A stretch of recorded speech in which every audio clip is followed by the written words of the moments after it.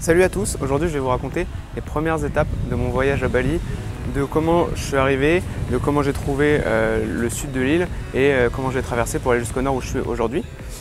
Donc je pense que le format un petit peu que je vais faire sur les vidéos, sur les différentes vidéos, ça va être des vidéos hebdomadaires, un petit peu comme ça, des sortes de vlogs. Et à la fin, quand je changerai de pays, donc après Bali, j'irai en Birmanie. Donc quand j'irai en Birmanie, je ferai un petit peu un récap, une vidéo un peu comme le type de la Slovénie, un peu plus historique, plus recherché sur toute l'île, avec tout mon ressenti sur l'île, une sorte de gros bilan sur l'île. Mais voilà, pour l'instant, je vais commencer par parler. Donc je suis arrivé à Bali il y a 3 jours en avion, donc c'était vers 19 h.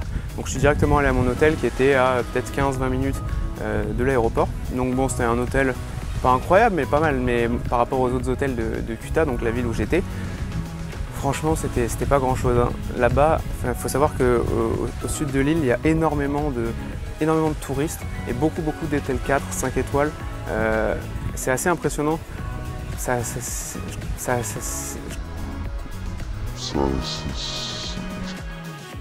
J'ai pas beaucoup aimé l'ambiance de la ville, justement à cause de cette proéminence de tous ces hôtels hyper chers. Quand je me suis levé, j'ai été à la plage directement et c'est assez intéressant, c'est assez marrant à la plage parce qu'il y a vraiment une plage très longue qui est découpée en 2 parties, une à l'ombre, donc sur un petit peu l'extérieur de la plage, et une au soleil. Donc au soleil, il y a tous les touristes qui sont en train de bronzer, etc. Et à l'ombre, tu as tous les 3-4 mètres un baliné avec un stand, soit pour te louer un surf, soit pour te vendre à boire, à manger, soit pour te vendre des souvenirs, etc. Tu en as vraiment partout. Et du coup, si tu veux te poser tranquillement pour, je sais pas, pour te détendre, c'est un peu compliqué parce qu'il était toujours harcelé par différentes personnes. Alors bien sûr, il y a ça dans d'autres pays, hein, mais là, c'est vraiment exagéré, je trouve. Et ça contribue un petit peu à l'ambiance un peu de sursollicitation qu'il y a à Kuta et à laquelle je ne m'attendais pas forcément et que j'avais pas envie de vivre forcément. Donc, premier ressenti de Kuta assez étrange. À côté de ça, il faut savoir qu'il y a énormément de circulation à Kuta.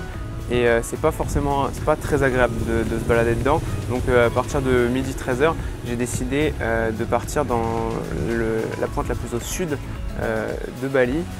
Donc c'est une péninsule et au sud-ouest, il y a un temple qui est perché sur une montagne, sur une falaise pardon, qui est super joli.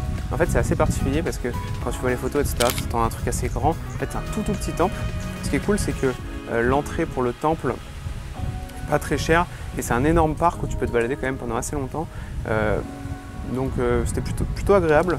J'ai mis peut-être 45 minutes, 50 minutes depuis presque l'aéroport pour y aller. J'ai été en scoot avec un local qui m'a amené. Parce que pour l'instant, je n'ai pas loué de scoot. J'ai vu que si tu n'as pas le permis international, je n'ai pas fait la demande quand j'étais à Paris, tu peux avoir une amende. C'est plus de 100 €, un truc comme ça.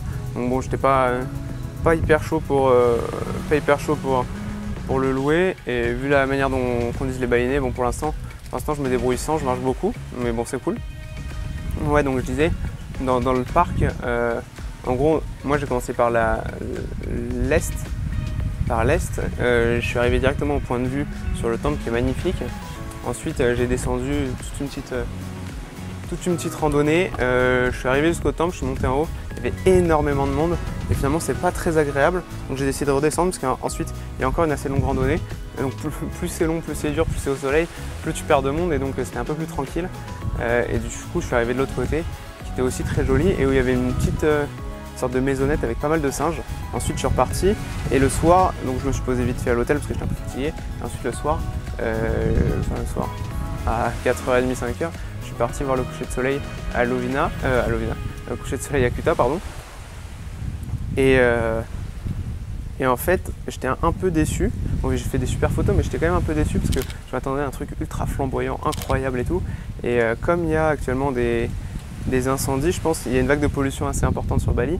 Et donc c'est peut-être ça. En tout cas, le coucher de soleil était moins impressionnant que ce à quoi je m'attendais. Donc bon, c'était un peu dommage, mais bon c'était cool quand même. Ensuite, je devais partir de Kuta le lendemain parce que j'avais décidé de partir le plus vite possible vu que j'aimais pas trop l'ambiance de la ville. Donc je décide de partir. Donc je fais mes bagages, tout ça, 10h30 je pars de l'hôtel et je devais aller dans un village un peu plus au nord-ouest qui s'appelait Tabana, un peu plus au nord-ouest, qui était à environ 1 heure normalement. Pareil, je prends un scoot, cette fois-ci avec mon gros sac de 15-20 kg. C'est la galère, franchement on passe par des endroits, il a le scooter, le scoot taxi là, il arrête pas de monter sur le trottoir, descendre, il passe entre les trucs 2 fois, en s'arrêtant il a touché la route devant, bon j'étais pas hyper serein, finalement on arrive, j'étais fatigué et tout parce que du coup j'étais hyper crispé sur le scoot, et du coup au bout d'1h30 on arrive, je paye, ça m'a coûté déjà un peu cher, j'arrive devant mon endroit, l'endroit il est un peu délabré, c'est pas hyper rassurant et tout, je rentre, et là je vois peut-être je sais pas 30-35 personnes qui me regardent, qui me fixe, personne ne parle et tout, donc je me présente, j'essaie de leur parler, personne ne me répond. C'était un peu angoissant. Au bout d'un moment, il y a une femme qui vient me voir et qui me dit désolé, c'est complet. Je dis non, mais j'ai déjà réservé, j'ai déjà payé, alors c'est pas possible que ce soit complet. Elle me dit si, vous devez partir. Bon, je continue d'argumenter un peu et puis finalement, au bout d'un moment, je me résigne et je m'en vais. Donc je fais un peu le tour du petit village, c'est pas très grand, donc je fais un petit peu le tour et je teste plusieurs différents hôtels. Je trouve de place nulle part, bon donc je décide de partir. Donc j'étais parti à 10h30, là il était environ midi 15, midi 20 peut-être. Et là je cherche un taxi pour aller à ma destination d'après, Lovina, donc là où je suis actuellement. Aucun taxi veut faire la course parce que c'est trop loin, etc. Alors d'habitude ils proposent des courses tout le temps. Là personne ne voulait la faire, donc j'étais un peu saoulé. J'avais pas mangé depuis assez longtemps, j'avais faim, j'avais soif. Et j'étais bloqué dans une ville où je n'arrivais pas à trouver de logement pour la nuit. Bon du coup je continue, pendant 45 minutes je cherche un taxi, finalement je vais à la compagnie de taxi genre un peu traditionnelle de Bali qui s'appelle My Bluebird. Finalement ils me font une course, ça coûte une blinde, puis j'arrive au bout de 2 heures à Lovina.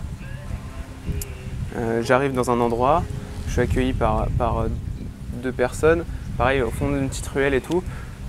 Au début j'étais encore un peu saoulé parce que je sais pas, je ressentais pas un truc pour le lieu. Et puis je pose mes bagages, je regarde, bon il n'y a pas de douche, enfin, en tout cas la douche est un peu sale, etc. Du coup j'arrive dans le homestay et bon au départ ça m'inspire pas grand chose. Et puis finalement il y a le couple qui tient le truc, qui m'invite à prendre un café. Et ils sont hyper sympas, ils me font des prix sur à peu près tout et tout. Je décide directement, parce que je n'ai pas mangé depuis longtemps du coup, d'aller manger vers la plage. Donc il y a 25 minutes à peu près, et de me poser un petit peu sur la plage pour chiller avant de rentrer. Il était genre 15-16 heures, et de regarder le coucher de soleil. Et en fait j'ai adoré l'ambiance de la plage, c'est beaucoup plus tranquille, il y a beaucoup moins de monde. C'est une ambiance hyper différente de Kuta, et j'ai vraiment beaucoup aimé, même si finalement il n'y a pas énormément de choses à faire, mais j'ai vraiment beaucoup aimé. Donc je vais vous laisser sur quelques images de la plage de Lovina Beach. Et je vous donne rendez-vous pour le prochain épisode assez bientôt. N'hésitez pas à vous abonner si vous voulez suivre le reste de mon voyage. Et merci à tous. Salut!